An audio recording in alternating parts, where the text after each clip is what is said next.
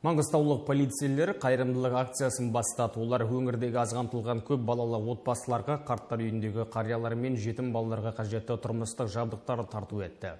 Игіс 23 маусым Қазақстан полициясы күні қарсаңында ұйымдастырылуда.